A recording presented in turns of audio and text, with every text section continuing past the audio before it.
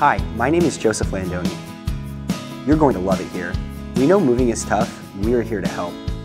My friend Tessa and I will break it down with some hints and tips to make sure that you are ready to hit the ground running.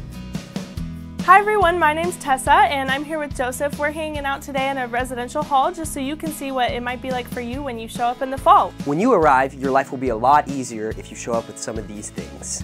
My personal favorite are shower shoes. Bed risers can also be very useful. It creates so much more space in your room. Oh man, they stick on the wall. What are they called, Tessa? Command hooks. Oh, yeah. Right, command hooks. Those are essential. And also you'll definitely want that blue painter's tape because you can hang up all of your posters and pictures on the wall without ruining the paint. The academics at Willamette are great, but our residential life is also stellar.